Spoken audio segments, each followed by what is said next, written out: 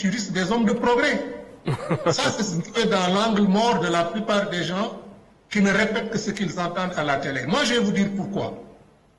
Parce que le conservatisme américain veut conserver les valeurs américaines. Et les valeurs américaines, c'est the Great America. C'est pourquoi il dit America great, make it great again. Parce que l'Amérique qui est grande, la grande Amérique, c'est l'Amérique qui est une terre d'opportunité pour tout le monde. Pas seulement pour les Blancs. Les gens parlent toujours du Parti républicain comme étant un parti républicain de bourgeois. Mais les Africains ne connaissent pas leur histoire. Pendant la guerre de sécession, c'était quand même les partis républicains qui voulaient libérer les esclaves. Et c'était les démocrates qui étaient les esclavagistes. Deuxième chose, si vous regardez l'histoire du Parti républicain, c'est les George Bush qui ont la première fois nommé des Noirs à des postes de responsabilité, comme Colin Powell, comme Condoleezza Rice. Madame Condoleezza Rice, oui.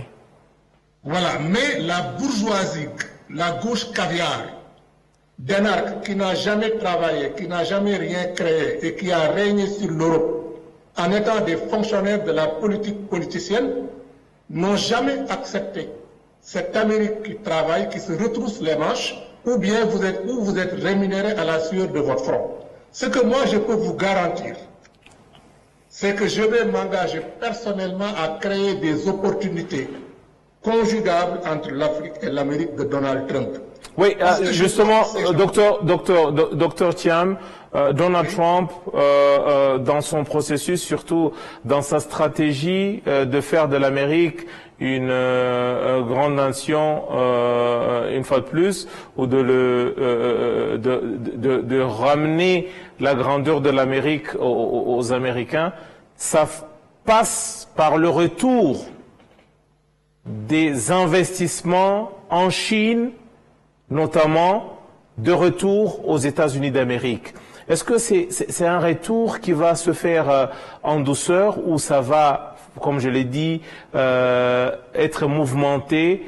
Et surtout, il y a la question des taxations des produits chinois sur le marché américain, parce que les produits chinois, comme un peu partout dans le monde, inondent le marché américain. Est-ce que c'est un retour en douceur ou ça va faire quand même des dégâts collatéraux? Disons, chacun va voir le soleil à sa porte. Trump a été président des États-Unis pendant 4 ans. Vous avez vu de la brutalité? Même Bill Clinton, au dernier jour de la campagne, avait dit l'économie était meilleure sous Trump, mais il faut quand même voter Kamala Harris. Et pourtant... Ça, c'est une chose et son contraire à la fois.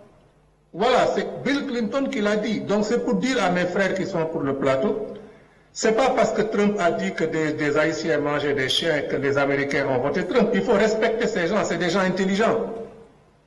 Moi, je suis investisseur aux États-Unis. J'y ai toujours des intérêts parce que j'investis partout. Et ce que je peux vous dire, c'est que les gens avec qui je travaille, ce sont des gens qui ne sont intéressés qu'à une chose. Pas quelqu'un qui vous insulte avec la langue de Molière de manière polie, mais quelqu'un qui vous dit ce qu'il pense.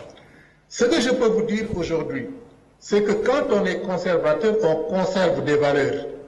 Et les valeurs que Trump veut conserver aujourd'hui et qui touchent les Américains, ce sont les valeurs d'opportunité et de progrès. Incarnées par qui? Par la Silicon Valley, par les Elon Musk, par tous ces gens. Comparativement à Kamala Harris, qui n'avait que des artistes, des chanteurs et tout autour de lui, et qui parlait de communautarisme. Lui, il a parlé aux Américains.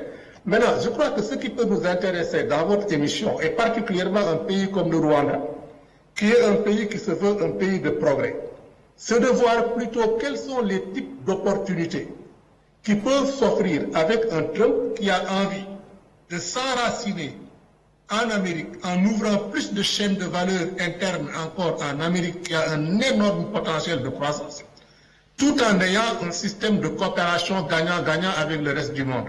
Par exemple, pour la Chine, c'est quoi le problème? À partir de 1980, avec le consensus de Washington, animé par Ronald Reagan et Margaret Thatcher, des milliards et des milliers de milliards de dollars ont quitté les États-Unis et le monde occidental pour aller s'investir en Chine, parce que ces gens-là pensaient qu'ils pouvaient transformer les Chinois en esclaves qui travaillent en fabriquant des chemises à 5 $ pour les revendre à 250 $. Alors, ça fait fuir toutes les activités en Chine et dans ce qu'on appelle les pays à marché émergent. L'Amérique s'est retrouvée appauvrie. En plus, le problème qu'il y a eu, c'est qu'avec les normes de l'OMC qui n'ont pas été appliquées convenablement, les Chinois envoyaient des produits qui sont substandards, des produits sous-normés. Vous, aujourd'hui, au Rwanda, si vous voulez développer une industrie, que ce soit la chaussure et tout, vous allez faire concurrence avec des produits chinois de mauvaise qualité